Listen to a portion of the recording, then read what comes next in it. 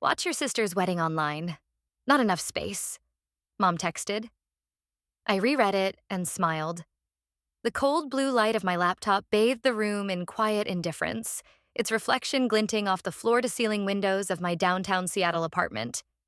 The city pulsed far below, oblivious to the silent unraveling of a family charade. I sat motionless, phone still in hand, thumb hovering above the screen. The message was short, dismissive, efficient, even in its cruelty. A perfect reflection of my mother. They've always found ways to exclude me. From birthday parties, family reunions, even the holiday photos that somehow only featured Jenna and her golden halo of perfection. Once I'd have cried. I used to cry a lot. But this time, I was the one holding the master key. And they didn't even know it.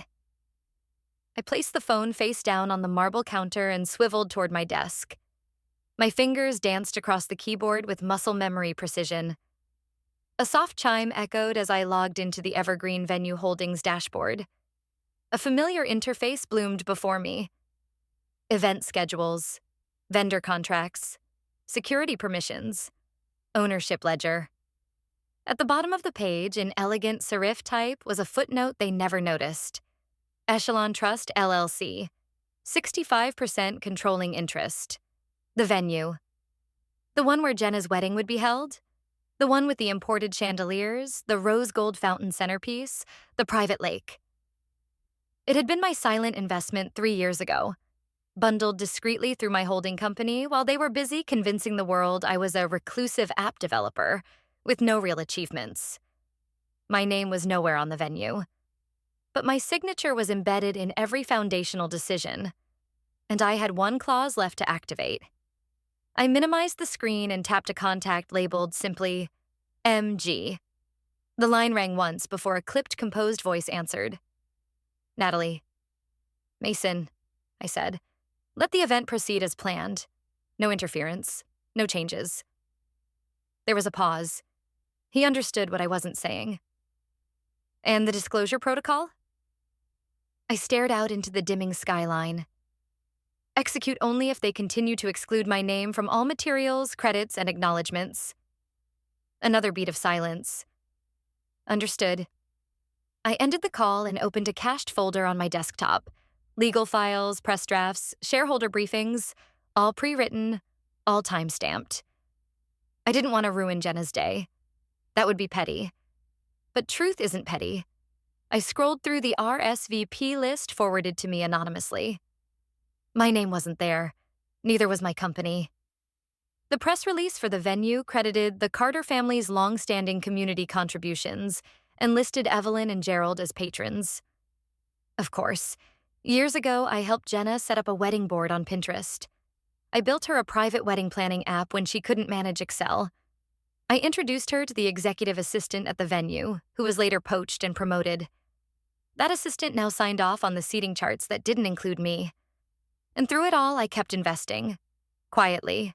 Strategically. With detachment that came only after years of pain. My gaze shifted to an envelope on my counter.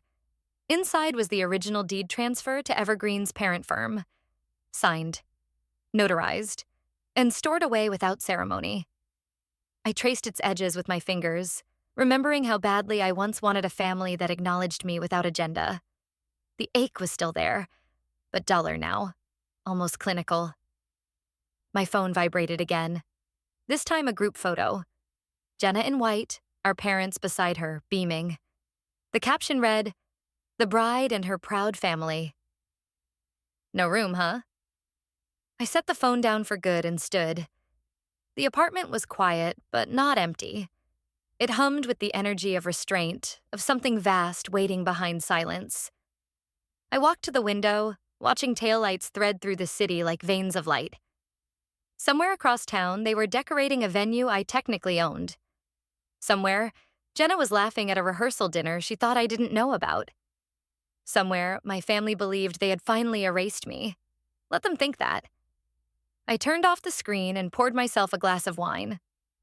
I won't be attending, I said calmly, but I'll be watching everything. Live. You were always the techie one, Mom once said. not the one person married. I remember the way she sipped her tea, glancing over the rim of the porcelain cup like her words didn't cut. Back then, I laughed it off. Because what else could I do? I was 23, freshly graduated, and still believed affection could be earned through competence. I used to think that helping them would earn love. Now I realize, love wasn't what they were after. Control was. The past bleeds in with the sound of morning traffic rising through the sealed windows of my apartment. I'm still in Seattle, present day, but my mind is somewhere else. Back to nights lit by computer screens and ramen cups, my fingers coding through borrowed hours and student loans. I built my first app on a laptop that ran hot enough to cook eggs. Jenna used to joke it would combust during finals. That same month, she called crying.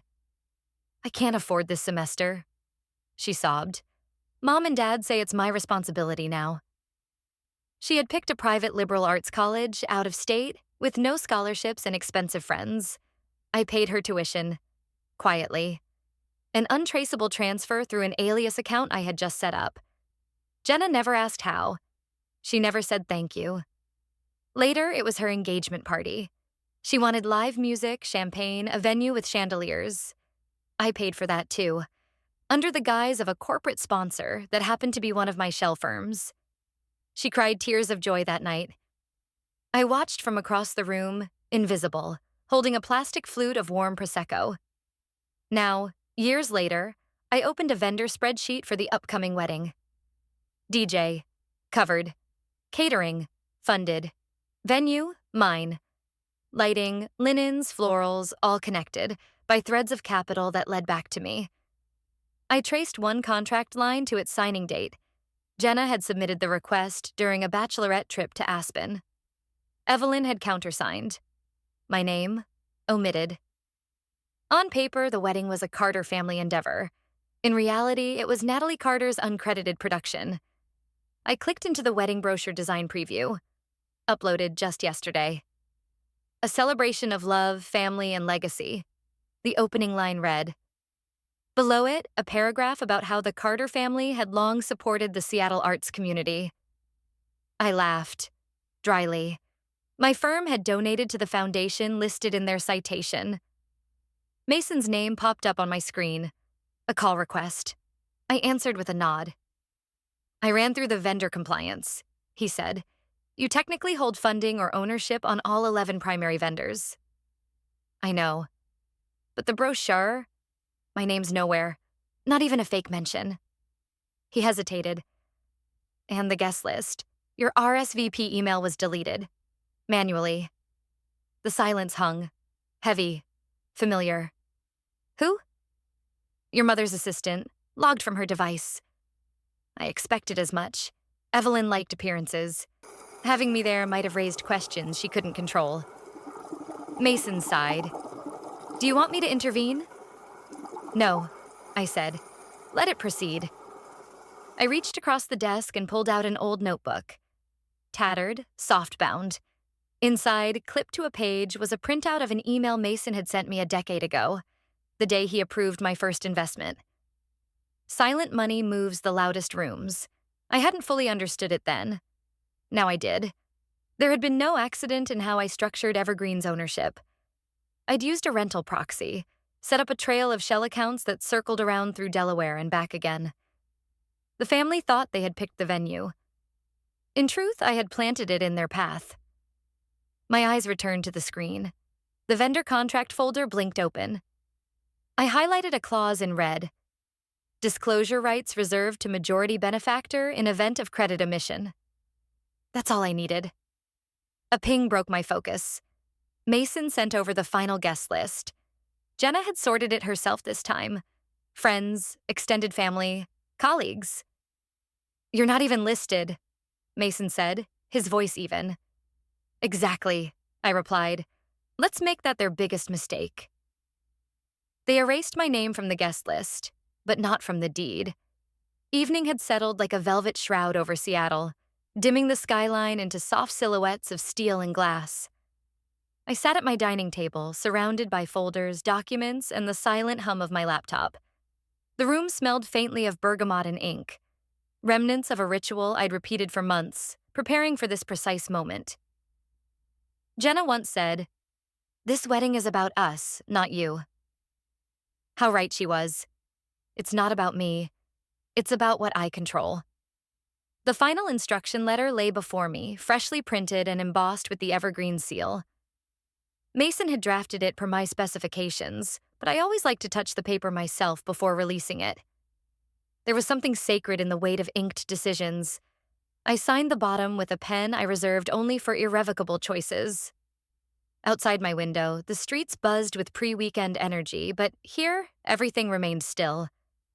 I opened the small lacquered box beside me and took out an envelope. Heavy, cream-colored, sealed with red wax. It bore Jenna's name and Eric's, their initials twined in metallic script. My wedding gift. Not a check. Not a set of towels or luxury glassware. But a letter. A short, elegant letter detailing the truth behind the venue, the funding, and their name's absence from the legal registry. They'd find it soon enough. Mason would see to that. As if summoned by thought, his name lit up my phone screen. I accepted the call on speaker. "It's done," he said. "All authorizations signed, notarized, and archived. I've deposited the envelope into their suite's secure box. Per protocol, hotel staff will deliver it the morning after the wedding." Perfect. "There's something else," he added. "I've prepared contingency briefs in case they try to dispute venue access after the reveal." They won't. Still, your full deed and majority share declaration are encoded into the venue's secure registration system. If they resist, it will go to arbitration, but it won't end in their favor. I know. I paused, letting the silence confirm what didn't need to be spoken. "Do you want to be there in person?" I glanced at the open bottle of Cabernet on the counter. "Number, this isn't about performance, it's about precision." Mason exhaled through his nose. "Then you're ready." I nodded. "Send the donor disclosure to the Emcee. Anonymous until the final toast. Let it unfold as planned." "And the email?" I turned back to the laptop, fingers poised over the keyboard. My drafted message to select guests was already queued. Journalists, minor influencers, 2 city officials, and a lawyer I knew Jenna once dated. The subject line: "A note of gratitude from the silent architect." I'll schedule it now. Through the livestream app, I watched the camera crew finish their setup at the venue. Their badges bore the logo of a media agency I quietly funded. The floral arches gleamed under the canopy lights, and a pianist rehearsed Claire de Lune in the background. Jenna loved that song. I closed the tab and typed my credentials into the scheduling interface. One final check. Embedded metadata linked back to Evergreen's founding LLC. Publicly available. Fully legal. Set to send 1 hour after the ceremony began. Mason's voice returned. "Are you sure you don't want to delay this?" "No," I said. "This has been delayed long enough." We ended the call. I poured a glass of wine and opened my laptop. The countdown reads, "Ceremony begins in 17 hours. I click schedule announcement. "Let's give a round of applause," the Emcee said, "to the anonymous patron who made this fairy tale possible." Applause scattered politely across the reception lawn, delicate and uncertain, like no one quite knew whom to applaud. The afternoon sun spilled golden light across manicured hedges, champagne flutes shimmered on linen-covered tables, and a string quartet eased into a lull.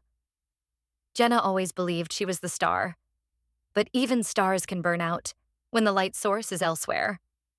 The camera feed crackled softly in my earpiece as I leaned back on the couch, cradling a glass of wine.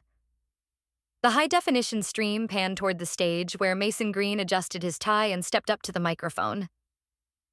"Thank you," he began, voice smooth, deliberate.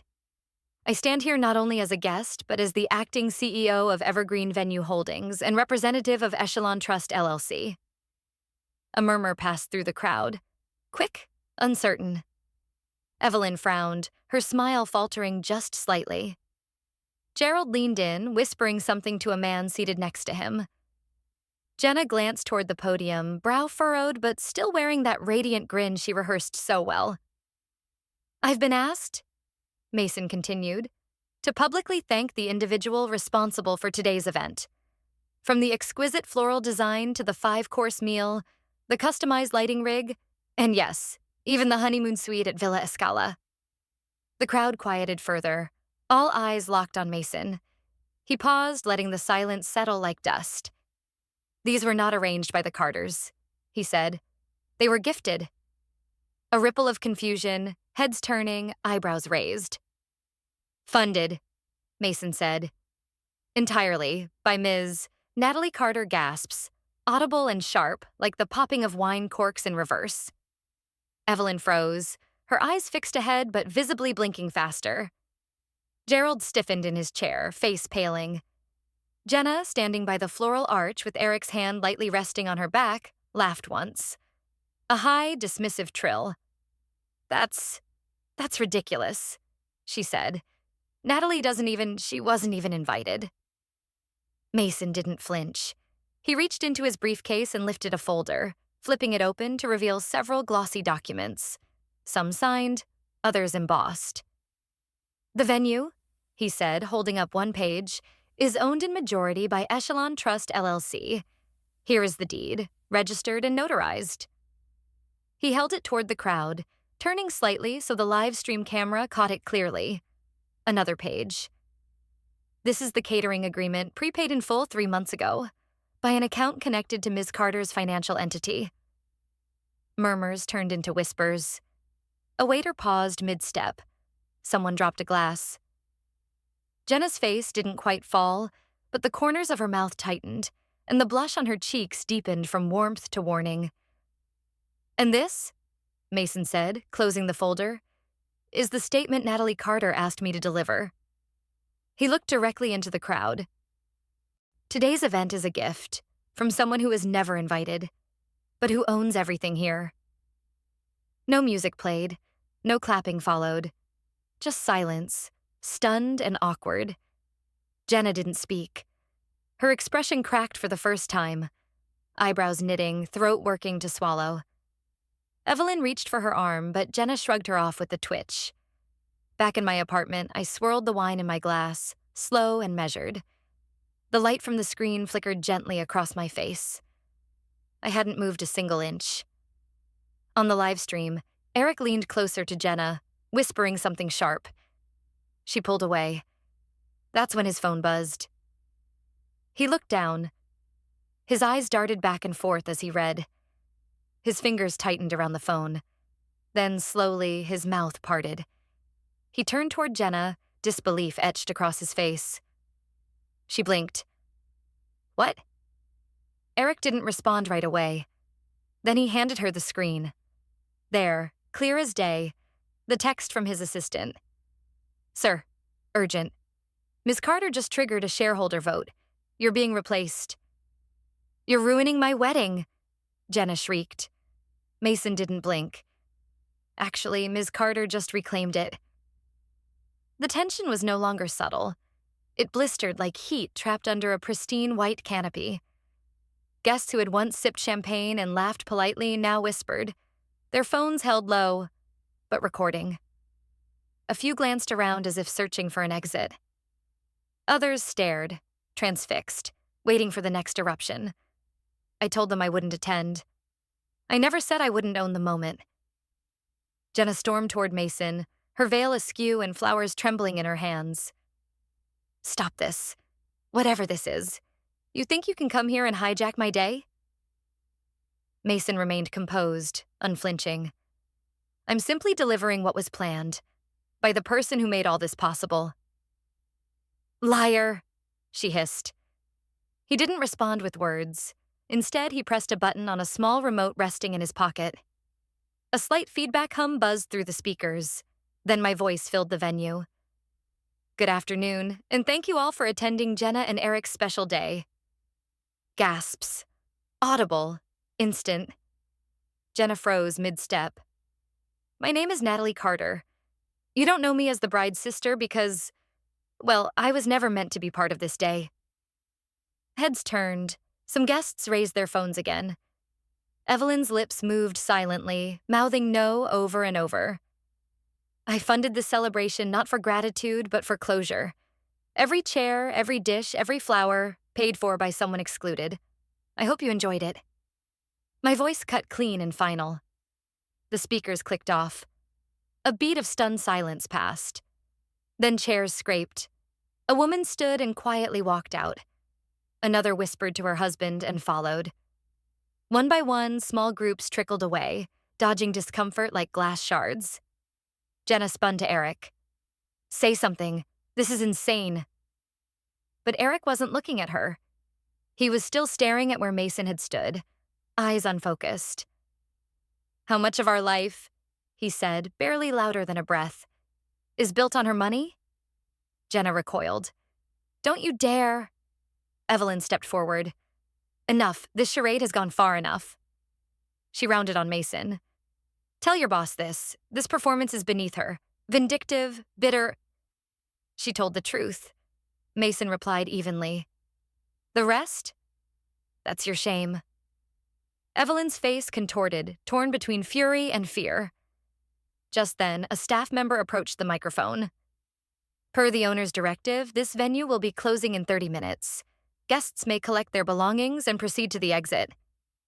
Chaos trickled into motion. More guests stood. Some filmed. Others whispered and passed their phones around, already pulling up the first wave of social media posts. Jenna's hands trembled. Her makeup had begun to run. Her breathing hitched. None of this is real, she whispered. This isn't happening. She took a step backward, tripped slightly on the edge of her veil, and staggered into the floral arch behind her. Petals burst into the air, delicate and helpless. She collapsed into them, crumpling in a heap of satin and sobs. Someone gasped. A photographer lowered his camera. No one moved to help her. Back in my apartment, the screen dimmed slowly. I didn't need to watch the rest. I reached for my phone, where a voicemail notification blinked urgently. One new voicemail from Mom. I tapped and held. Delete. Then, calmly, I opened my laptop and refreshed my inbox. A new message waited at the top. Subject? Book offer. The sister they tried to erase. They made it clear I wasn't welcome. So I built a life where their approval was irrelevant. The morning light spilled into my apartment, warm and indifferent. My phone buzzed for the 4th time since breakfast. I didn't bother to turn it over. I already knew the pattern. A missed call from Mom. A paragraph of blame from Jenna. A legal-sounding text from Dad, thinly veiled in hurt pride. They had discovered that exclusion was a blade that cut both ways. You can't build something real from silence, Eric once told me, back when I believed people meant what they said. He was wrong. I built everything from it. The coffee in my mug had cooled, but I let it rest between my palms anyway. Mason sat across from me, reading off a tablet. Venue cancellations keep rolling in. Word spreads fast when your daughter's wedding becomes a live-streamed humiliation. I didn't smile, but I didn't flinch either. They're threatening to sue, he added, scrolling further. They can file whatever they want, I said quietly. They still have to prove they invited me. A pause. Mason nodded once. You're sure you want to launch it today? I leaned back and looked out the window. The city moved, unbothered and oblivious. Just like me. Yes, I said. Today's perfect. Later that afternoon, I stepped onto a small stage. The room was modest. Wood-paneled walls, soft lighting, a quiet hum of anticipation.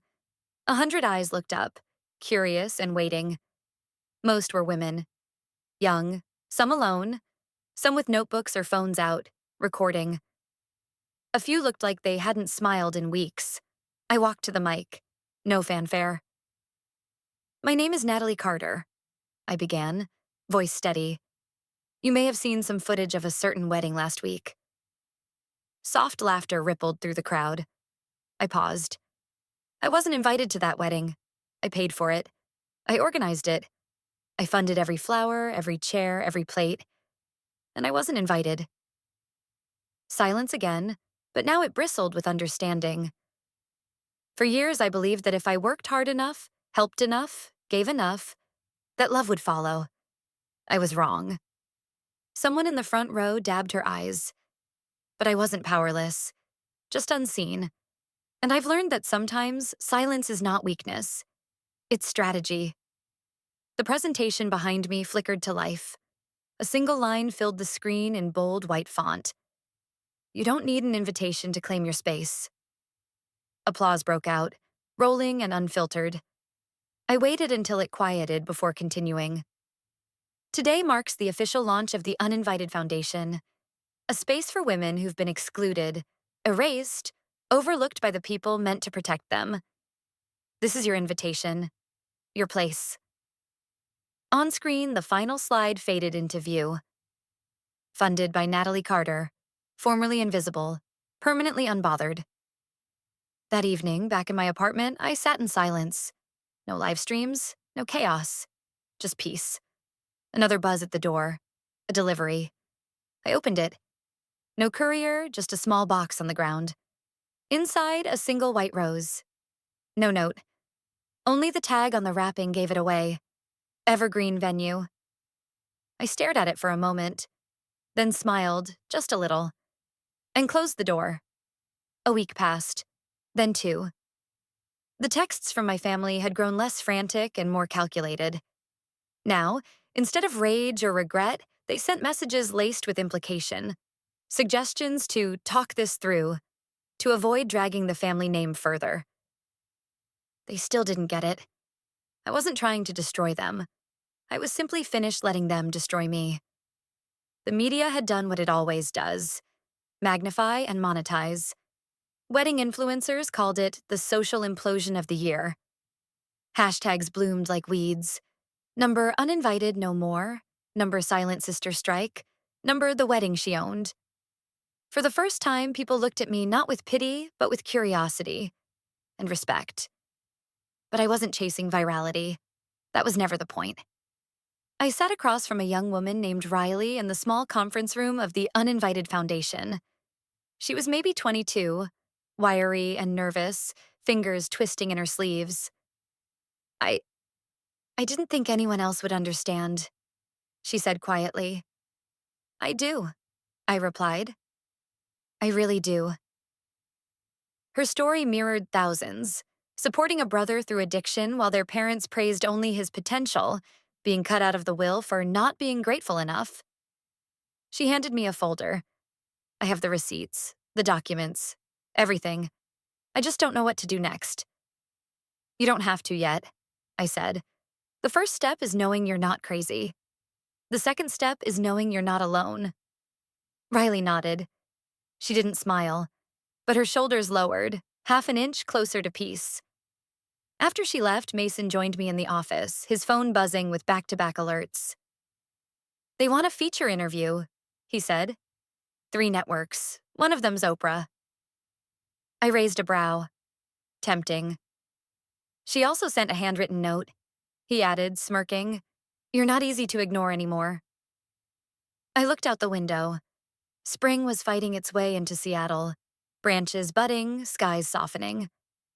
I don't want this to become just another viral moment, I said. The story isn't about revenge, it's about reclamation. Then tell that story, Mason replied. On your terms. You've earned it. That night, I reread my old journals, pages written in hidden pain, late-night doubts, silent anger. I barely recognized the girl who had written them. She thought being quiet was noble. She thought enduring was strength. But she was wrong. Silence is not strength unless it's chosen. And I chose mine now, not as a shield, but as a sword. Near midnight, my door buzzed again. I expected another package, maybe another flower, or a letter. Instead, when I opened it, Jenna stood there, disheveled, makeup-free. No cameras, no smug grin, just Jenna. We stared at each other for a beat too long. I shouldn't be here, she said. But I had to try. I didn't move. Why now? She swallowed. Because everything's falling apart. And I realized you were the one holding it together all along. I stayed silent. I'm not here to beg, she continued. I just, I didn't understand. Not until I saw what you built. My jaw tightened. And now you want back in? No, she said quickly. I know I don't deserve that. I just want to say thank you for not ruining me when you could have. I almost laughed. You think that was mercy? She blinked. Wasn't it? I stepped forward, voice steady. It wasn't mercy. It was clarity. I didn't ruin you, Jenna. You did that to yourself. All I did was stop cleaning up after you. She didn't argue. She just nodded. Slow, broken, maybe even a little free. Goodbye, Jenna. She turned to leave. I closed the door. This time, it didn't feel like shutting someone out. It felt like stepping in. The stage was quiet. Too quiet. Lights framed my silhouette. The audience, a blend of young professionals, survivors, and silent admirers, waited. The banner behind me read, The Uninvited Foundation, National Summit 2025. I took a breath. Not to calm nerves, just to honor the moment. I used to think being excluded meant I wasn't worthy. I began. But sometimes exclusion is just redirection towards something that was never meant to shrink to fit someone else's table. They didn't clap. Not yet. They were listening. For years, I paid for dinners I was never invited to. I built homes I was never welcome in. And I smiled. I stayed small. Until I realized I had built the house. And that meant I could change the locks. That's when the applause came. Mason watched from backstage, arms crossed, eyes steady. The keynote was being live-streamed, trending again. But this time, the focus wasn't on my family's disgrace. It was on the architecture of resilience. After the event, I stood alone for a minute outside the venue. The sun had just begun to set, casting amber streaks across downtown Seattle. A quiet voice came from behind. I didn't know how to RSVP to this one. I turned. Eric Dawson. No tie. No performance. No cameras. I should have been furious, or smug, or something sharp. Instead, I just stood there, empty, curious. Jenna didn't send you? I asked. No, he said. She doesn't know I'm here. I waited. I'm not here to apologize. I think that would be cheap, he continued. But I found out some things about the company, about the money behind our early deals. The ones we were told came from Jenna's connections. I didn't respond. I wanted him to say it.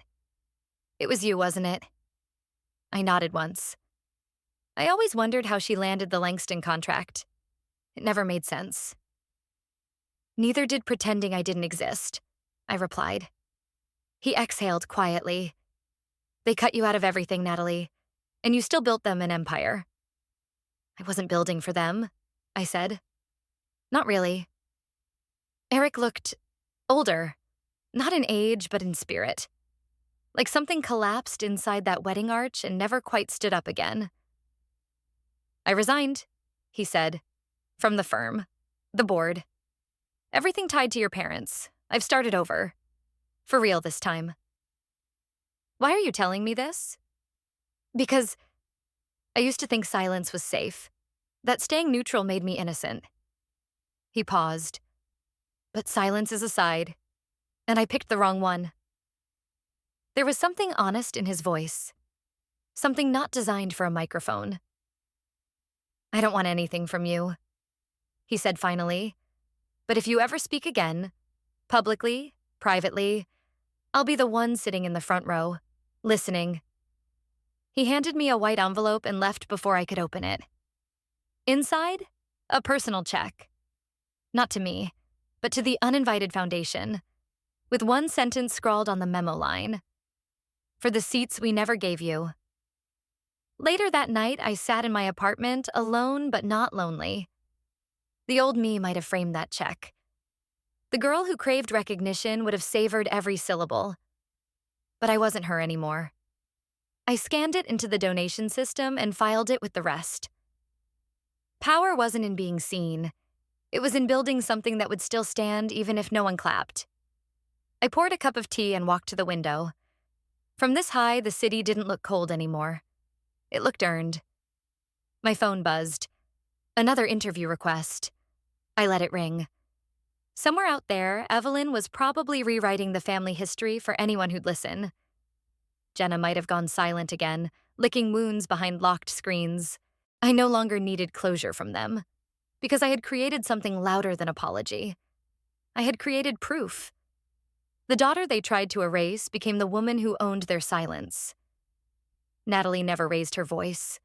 She simply pulled the curtain back and let the truth speak for itself. Because when injustice is met with quiet precision, even the most gilded lies collapse under their own weight. Like the echo of a verdict in an empty courtroom, justice doesn't need permission to be heard. Like, share, and comment below if this story resonated with you. Drop a 1 if you've ever been underestimated but refused to stay invisible.